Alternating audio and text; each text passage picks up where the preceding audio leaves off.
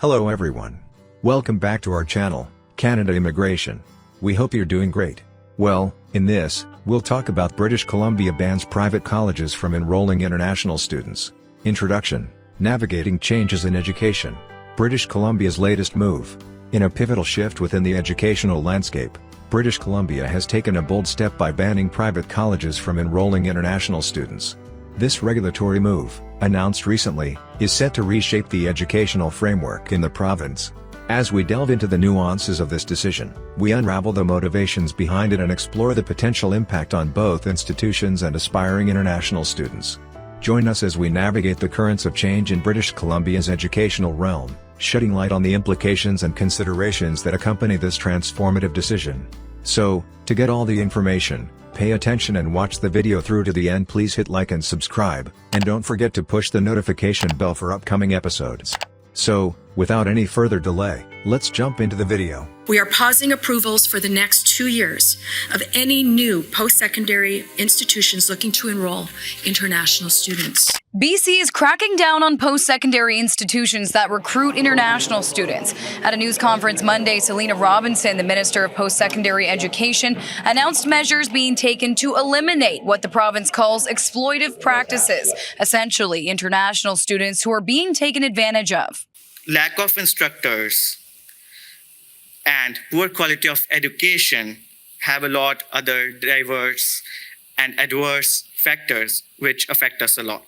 I think, we always have a few bad apples in every sector. I think some of the schools may be just too keen on making a quick profit, making false promises. Monday's announcement comes amid stories of international students paying big bucks to come to BC, only to have promises broken by institutions. She arrived here being told that there would be in-class instruction, only to discover on her first day of class as she showed up that the entire course would be taught online.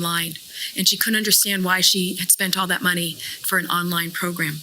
Aside from pressing pause on new institutions trying to recruit international students for 2 years, there will also be more inspections from the province, higher assessment criteria for degree quality, and a demonstrated labor market need for graduates.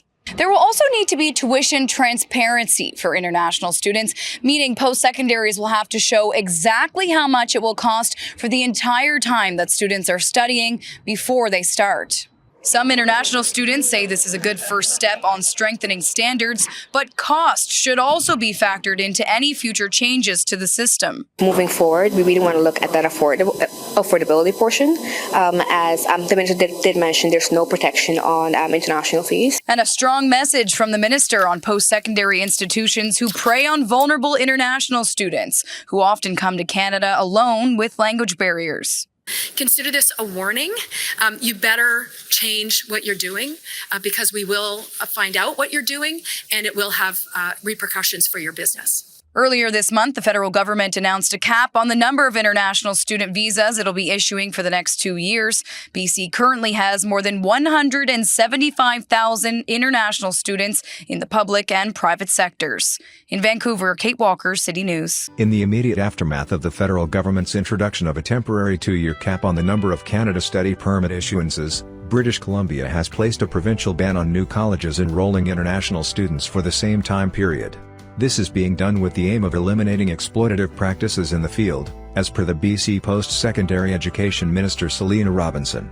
The province is also setting minimum language requirements at private institutions so that international students would be better prepared before entering British Columbia. Schools would be inspected more frequently so that standards are confirmed to be met, and private colleges and universities will need to be more transparent with tuition fees and prove that the new programs meet labor market demands. These new policy announcements are a mode of scrutinizing the diploma mills that collect high fees from international students while being the source of poor education. That's why we're introducing more stringent requirements for institutions and robust safeguards to protect international students against bad actors, provide them with a better path to success, and make sure British Columbia continues to attract the talented students we need to fill significant gaps in the labor market and drive our economy forward, said Robinson. Just last week, Immigration Minister Mark Miller announced that his department was capping the number of undergraduate study permit approvals for 2 years at 360,000 a year, a 35% reduction from last year. This comes after the student program had grown to reach more than 800,000 students in 2022, putting, according to some experts, strain on housing and affordability. British Columbia would have the power to dictate how many international students can be enrolled at each college and university, regardless of whether they are public or private. Ottawa has been allotted a number of international students to BC that it is allowed to accept. Premier David Eby told CBC's Rosemary Barden that the number, undisclosed to the public at the moment, concerns him. Him and Robinson said they have been talking to Miller about excluding certain programs that train people for in-demand professions from the caps. The Vancouver Sun reported that Eby told reporters, "I do think that there's a role for the province to play here in supporting the federal government's goal, which we share, of reducing the overall numbers." However, he added that the reductions should be done in a way that minimizes harm to the overall provincial economy, post-secondary institutions, to international students themselves, and maximizes the benefits of why we've always supported a strong international student program in British Columbia. New maximum enrollment numbers for international students will also be set for public post-secondary institutions.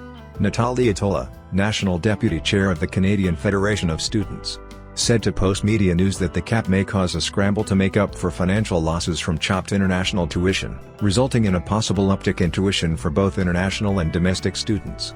The decision to prohibit private colleges from enrolling international students in British Columbia marks a significant chapter in the province's educational narrative.